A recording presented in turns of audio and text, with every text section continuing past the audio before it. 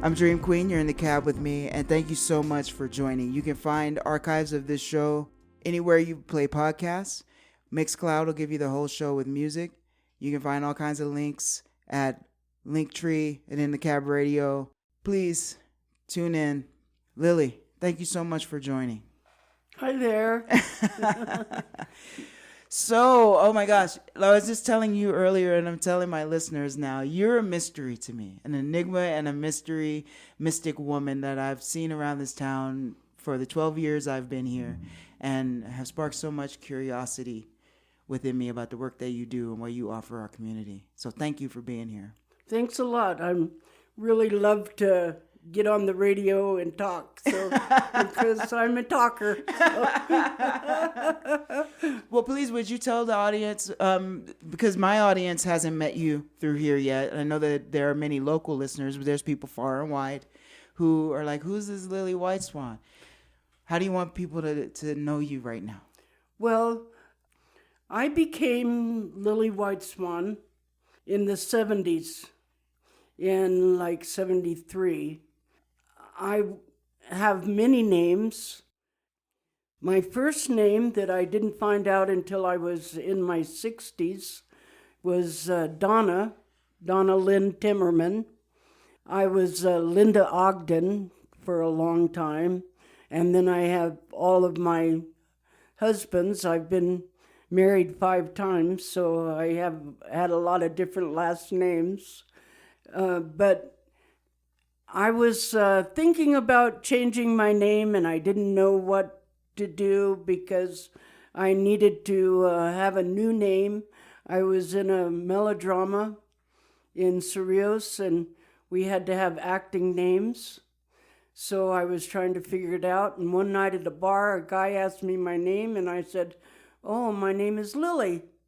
And he goes, "Oh, I love Lilly." And I thought, oh, whoa, that's a good name. And then a few weeks later, my girlfriend Donna Ludi and I were going to go sunbathe in an arroyo.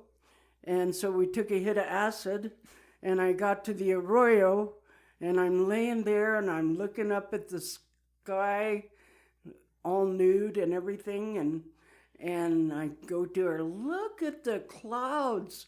They look just like white swans." And she looked at me, and I looked at her, and I said, "Lilly Whiteswan, that's my name." And so that's my acting name.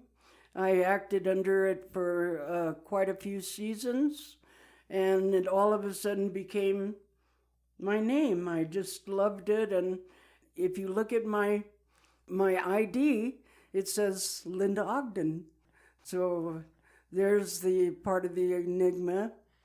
I've lived in Madrid since 1973. I was just out of college in Lubbock, Texas, and I lived in a commune, and our commune was the Fabulous Furry Freak family. And the leader of our commune had always wanted to move to Santa Fe, so that's what we did. We came out to Santa Fe, first to Waldo, and then Cerrillos, and then I found a house in Madrid to rent from Joe Huber and moved here. But at that time, I was just starting my journey as a spiritualist. At 18, I was going to be a Methodist minister, and I was already accepted to seminary and had been preaching youth groups and stuff in El Paso, and was ready for seminary, and I got pregnant. And then they didn't want me, of course. It was 1967, and you know how they treated people back then in the 60s if you were pregnant and unmarried.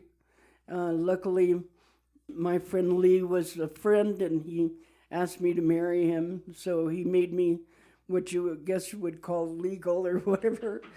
So that was basically the start of my spiritual, but I gave up the Christian religion because they gave up on me, you know, And so I didn't know which way I was going and where I was going, and was kind of lost. And I became a hippie, and they gave me my stability because they accepted me for who I was. And so then I met these ladies at a drama class, and they said, you should become a witch. And I said, well, how do you become a witch? And she says, well, you can come to our coven and we'll teach you how.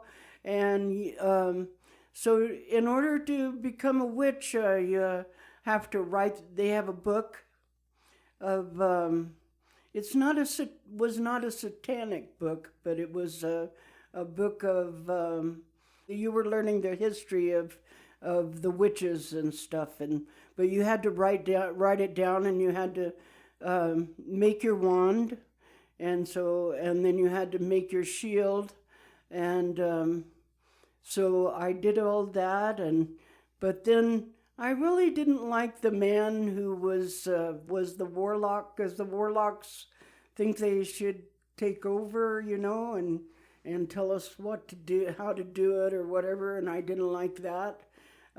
But I enjoyed the witches part, and so I guess I feel like I became a witch at that time. I still didn't know what I believed, but I was still searching. I had gone to many different religions before then, and Catholic, Jewish, Mormon, and I checked those out when I was younger, but they didn't quite give me a direction to go. And so when I moved to New Mexico, my whole life changed, of course. I had to learn how to go and gather wood and get ready for winter, and how to use a wood cook stove. But I guess my true journey started when I got a divorce from my husband, and I went and had primal therapy and primal scream therapy. Oh, what's that? Have you ever tried that? Well, these are therapists that believe that the thing that we've not done in our life is the huge scream that lets go of all of the past pain and everything like that. And so what they try to do is they try to make you angry, so that you will get so angry that you will scream. But I didn't really want to scream for this guy, but so I would take my therapy and drive quickly home to Madrid, jump out of the car, and I would run as fast as I could down the arroyos and get to the end of the arroyo, and then I would scream. And so one time I guess it was like what I felt like was my final scream of letting go of all of the whatever it was that I had gone through in my youth, which was quite a lot. And I wanted to be over it. I didn't want to dwell on it anymore, and I felt like a primal scream was the way to go. And so I was screaming, and all of a sudden I felt like at peace for the first time, and all of a sudden I could feel all of the spirits in the arroyo kind of like around me. And it's the first time I'd ever felt spiritual, the spirits I felt.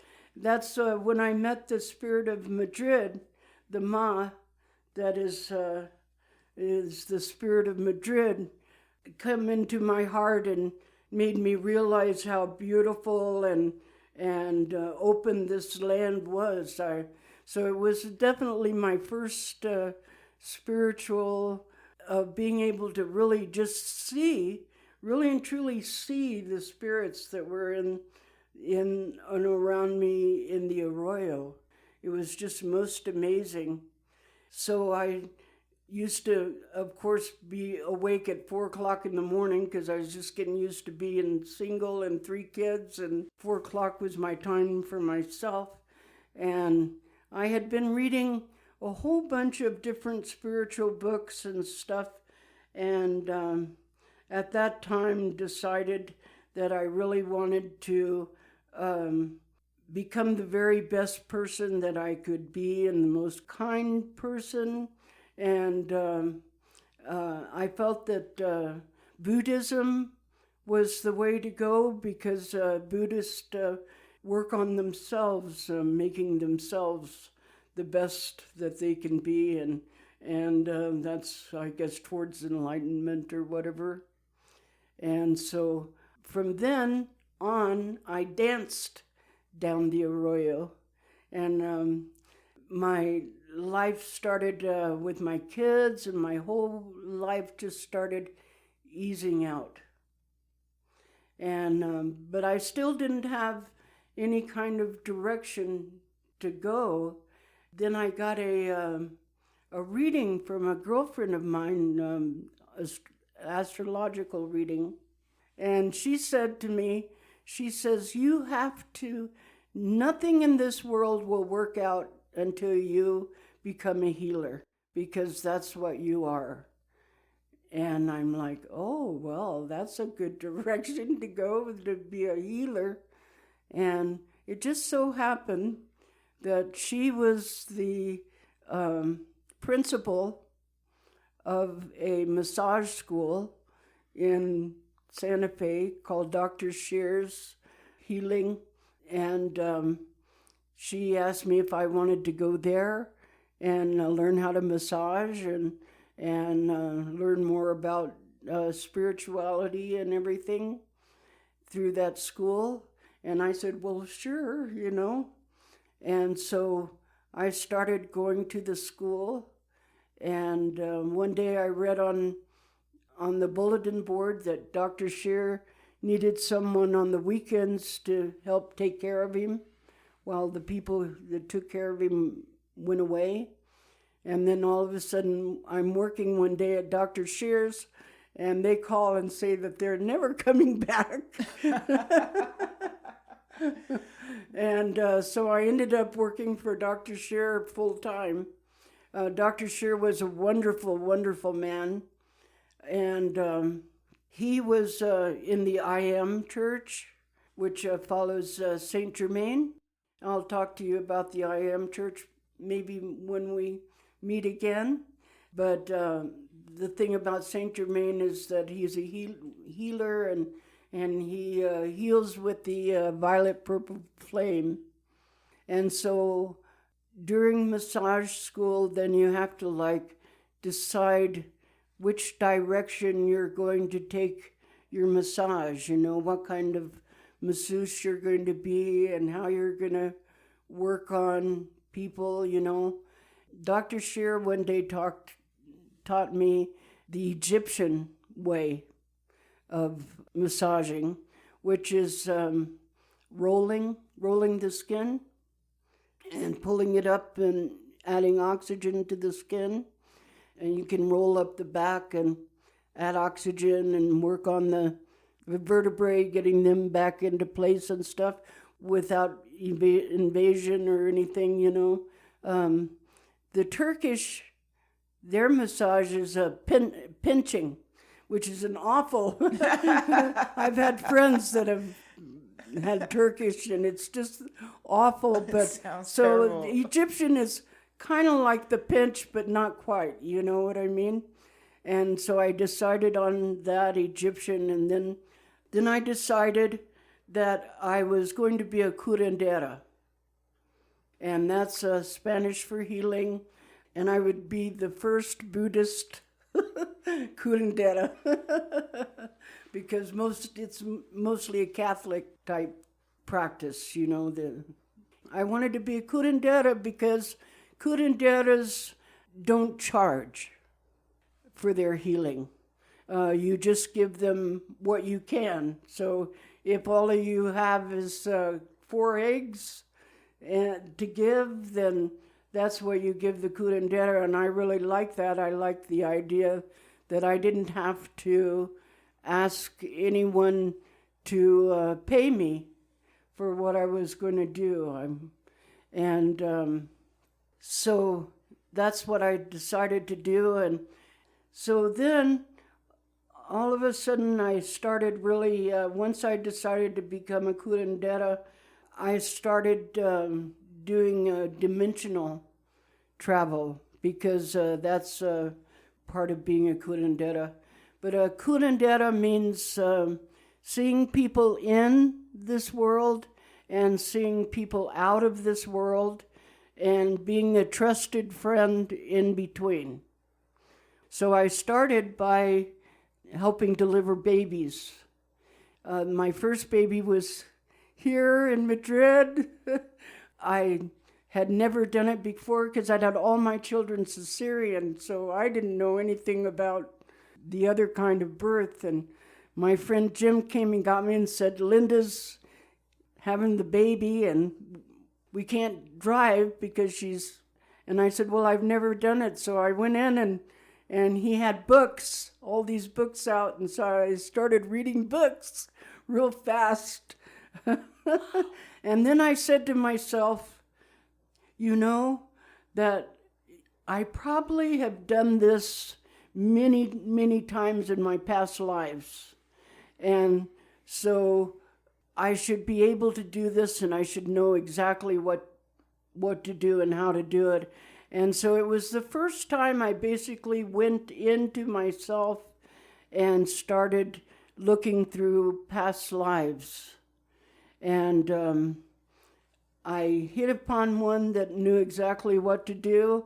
And the only thing I didn't really know about was the cutting of the umbilical cord, you know, that part. And so she basically went to we drove her to the hospital with the baby with the everything on her stomach, attached. You know. But so that was my first time, and then I moved up north to Penasco, and I went to the hog farm where they had this lady called Oxygen, and Oxygen was birthing babies at the time. So I learned from Oxygen, and we went around and birthed hippie babies. And then I worked with a midwife in Las Vegas called Jesusita.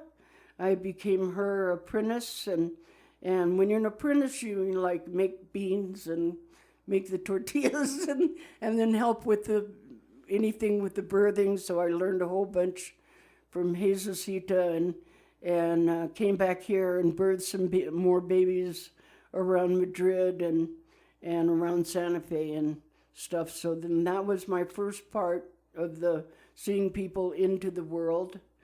And then my daughter asked me if I would help hospice my ex-father-in-law. And so he was my first seeing people out of the world. And then I helped my daughter-in-law with her grandfather hospice and seeing him through. And as soon as that happened, well, then all of a sudden I could feel that I had walked up a rung, you know, in my journey to become a full curandera. So that's basically when I graduated into become a full curandera. And I came here after massage school, after working with Dr. Scheer for about a year and a half. And I came here and lived in the boxcar right there, Ice House Road, that yellow boxcar next to Travis. Yeah. I lived there, and I was writing poetry too, and so I called myself the boxcar poet there. And I massaged. My first massaging, I wrote, walk-ins are okay. And so then I started having these carpenters and stuff come in after they'd worked. And so, and they would take their shoes off, and oh my God. So then I just realized that I just didn't really want walk-ins.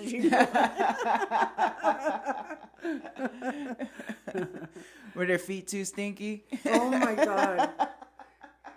And, and they don't even apologize. That was a real weird one. And I wouldn't let them take their socks off. I'd work on their feet through their socks. And that was pretty bad too. So, wow. Thank you for sharing all of that. Thank you for sharing all of that. That was a quick run through of quite a few years of my life. Wow. I mean, it's a really great base understanding of your journey so far. I mean, there's so many things, so many follow-up questions that I have. Tell me about what you're doing now. Well, now I'm working on my sensitivities of what I'm really doing in the world. I'm still, when someone comes over, then I work on them. I make a no-pain elixir that we call coyote juice to take away pain, and then I work on people. I work on dimensions. It's really strange because I decided one day I was really sick and I didn't know what was going on. I was having a hard time breathing, and I had pneumonia and everything. So I decided that I would dimensionally travel, which is just walking, creating a portal and stepping into the next dimension on the other side, So I'm doing that, and then I step into a dimension and I stop, and I stepped into a dimension where I died. And I died that night, luckily in the ambulance on the way to the hospital. And then they put me in a 3-day coma till I could breathe on my own. And during that time when I was in the coma, my daughter-in-law, who is a vet, so she was Dr. Sims, so she just used her doctor name and so she could come see me, And she came in and they said, she's not responding to us. And so she came over and she touched me, and she's my apprentice, and she's sensitive too. And she goes, oh no, she said, she's a healer and she's just taking a journey. And she'll wake up when she comes back. And that's what it is. I journeyed while I was, and that's basically how we learn, is journeying and taking, being told things. And the other thing that happens is that I am given like a new strength and a new power once I've completed a certain journey that I'm supposed to be on. Do you understand that? Yes, I do. So that's what I've been working on, is what I call dimensional travel and dimensional learning, so that I understand things more. And I've been doing what this community thing is about. I've been really trying to work on keeping Madrid neutral, which we had some negativity, I would guess you would call it negativity, come through town. And I've always worked on the negativity that surrounds us. And so I've really tried to work on grounding the town, I guess. When my friend Tina Dragon Lady was alive, she and I worked on the spirits that were in Madrid, that were the negative spirits. We worked on overcoming the negativity that they were feeling. And I feel that we did quite a good job, on all the work that we did for Madrid. I really understand the crisis that is going on around us and the chaos. And that's what I've been working on, is the chaos. Thank you for sharing your story and your journey, and thank you for the work you've done to help ground this town.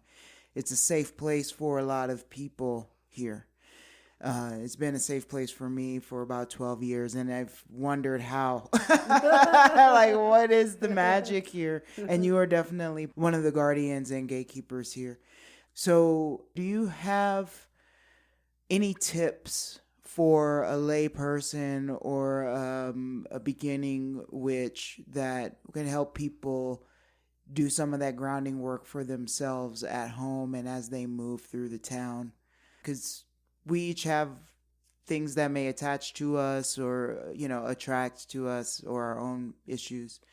I don't know, some salt in the pocket, a little prayer. Like, Right. do you have anything to help? Well, I think that the first thing that's really important for everyone is to learn to relax. That's a whole class. Times like these. I know it's like one of the hardest things in the world, but laying down and truly telling yourself to relax. Once you start doing that, then you start noticing that your being starts coming back together. It's like an accordion, part of your being is like way out there, And so when you start learning how to relax and to really relax, then you all of a sudden you notice that your being starts coming like to you and going in you and going down, like down in, I was laying on my futon, couch or whatever, and learning to let it, like, my whole being go down into itself, and really and truly learning how to relax.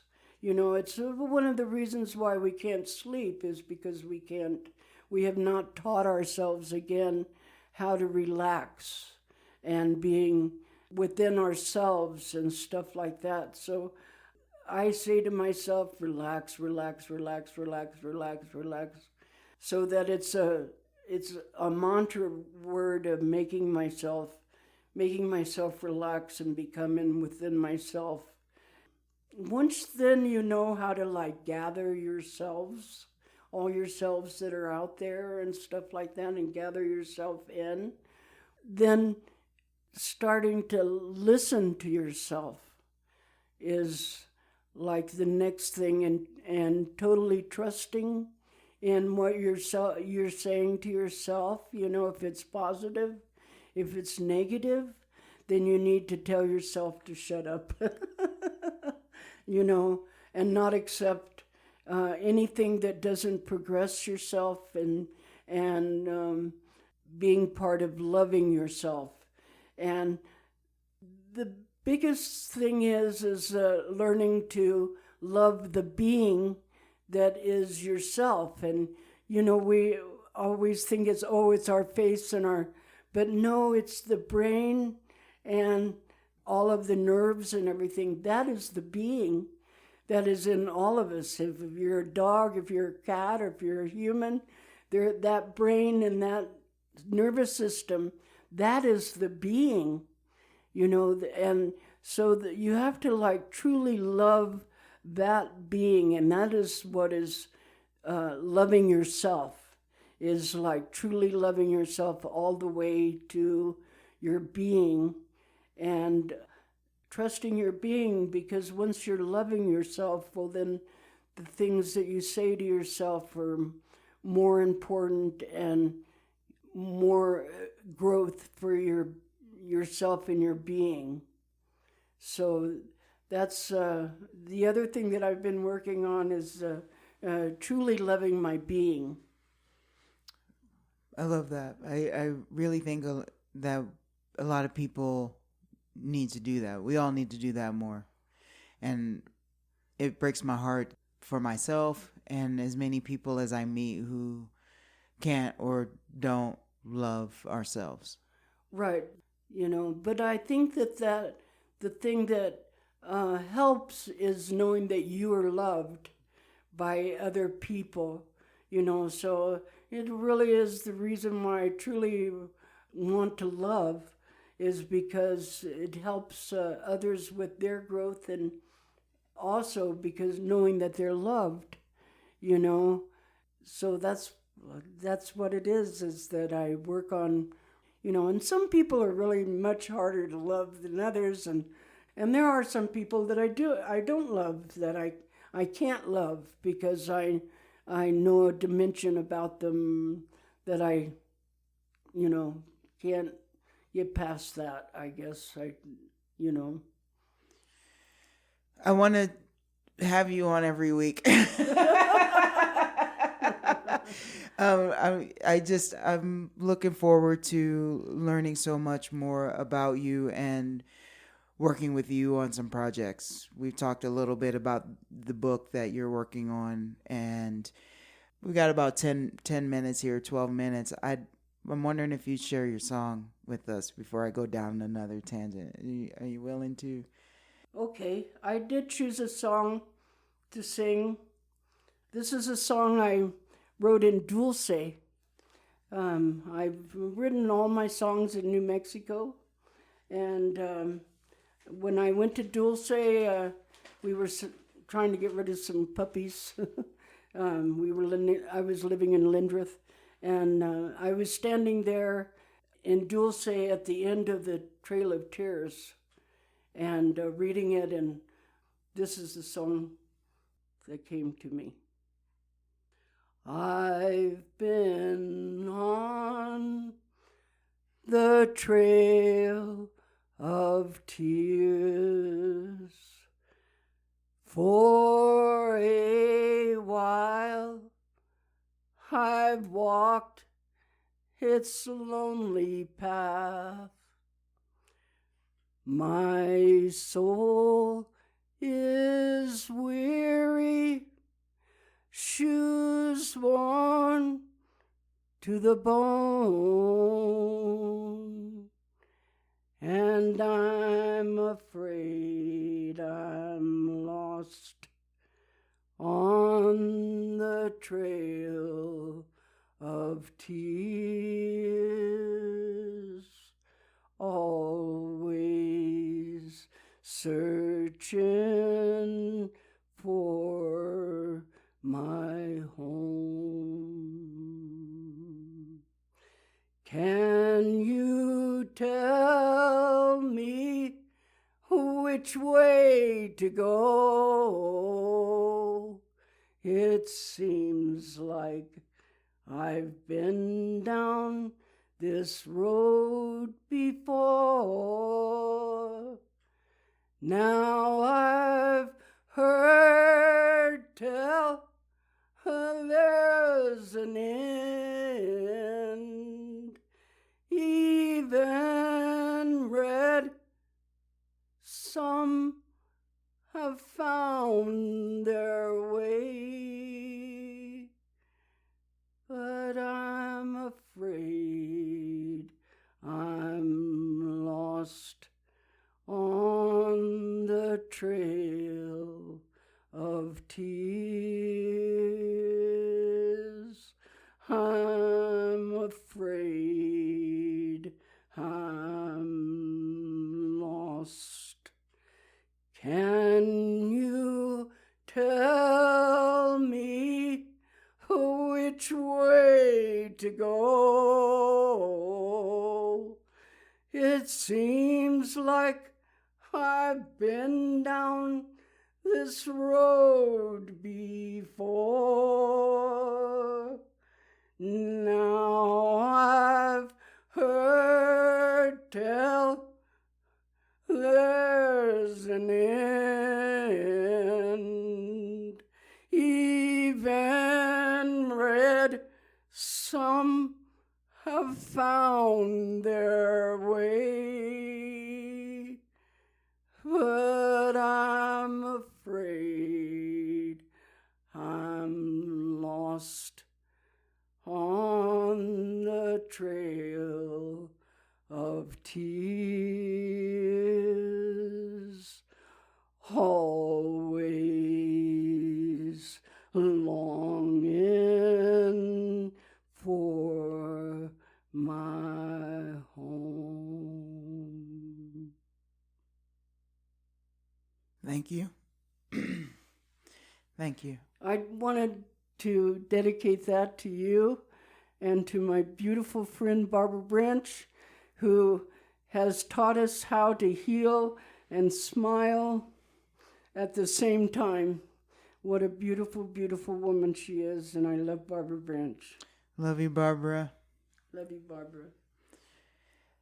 That's it, right? Like, we're going through so many hard times in the world today, and I feel like it's so important for us to have a strong spiritual base to stand on and to lean on our ancestors and the spiritual community, the spirits around us. Just tell me what your thoughts are on this. I felt like lately, especially as this year has progressed, that the unseen beings, those interdimensional beings that might not exist on our light spectrum, are becoming more active to help us save this planet. I've had people coming up to me saying, Jada, what's going on? Like, I'm hearing voices lately, or I saw a ghost, or, this ancestor, speaking to me. And I've felt that probably the last 18 months or so, a very strong calling to connect with my ancestors in the spiritual realm. The voices are coming through. Have you experienced more activity or people coming to you looking for guidance in that? Well, you know that the beginning of the world was chaos. And so the mother sent her sons to fight the chaos. And so chaos has always been a part of this world, and always willing to take over if that's what it can do. Now you may call whatever the chaos is negativity or whatever, and of course the brothers were the positive of the chaos, but I think it is the first thing is, like I said, in the relaxing of yourself, is working on the chaos within yourself. And if that's becoming a believer in some kind of spirituality, well, then that helps control the chaos within yourself. But you notice that it has a tendency to take over people if they let it, so there is a constant fighting of the chaos, but the other thing about chaos is that it creates a change, and a lot of us don't like change, and so that we wanted things to be like they were in the 60s or the 70s, and it's not that way, so we have to be able to learn to control the chaos that is within inside of us, which is learning to love and really accepting who you are as a person and as a spiritual being, so that you can help with the rest of what's going on in the world. But if you are in chaos, then nothing is going to be solved, except for the fact that you cannot change what is coming, because in one way it's been written. So unfortunately, we have the biggest chaos maker in the world, sending us through this chaos, but it's for our growth and for the change that's going to come. If you're a Star Trek fan, you know that the world had gone through a huge change in order to get to where they are, where there's no money, there's equality, and people working of all colors and genders working at jobs that they're respected at, and so we have to work on that without having to go through the heavy chaotic war, and hopefully we can stop that from happening. But we've got to change. We have to change, because we cannot not grow without this chaos. So it's starting with yourself. And that's why you have to learn to relax and to be and figure out who you really are and where you want to go in the future and what is going to be your role in it. Thank you, Lilly. This is just the beginning of, I hope, your appearances on my show. Thank you. Thank you, and it's a beautiful beginning, because I want to help. I want this show to help, just with the big H. And you've really underscored some points that seem really simple, but we've covered throughout history in how to survive this chaos and how to make change in the world, positive change for people. It really does begin inside, and home is where we are within. It's not without, and once we get ourselves settled, we can bring others along, as above, so below, in that sense. Right. I really and truly feel that love is the only way. That's the only way that we're going to make it through, is to be as loving and as positive as we can to everyone, so that we can show that we're changing. All right. Well, I'm going to close the show now. Do you have any more final words? I think those were great. I just want everyone to know how much I am happy to live here and be a part of this community, and how loving we are when people are in need. We come out to take care of each other and be a part of each other and hug each other and love each other. I just really love that a lot, and I want to thank everyone for just being a part of our community. Yes, ma'am. All right. Thank you. Thank you. All right, everybody. Relax. Love yourselves. Work on loving each other.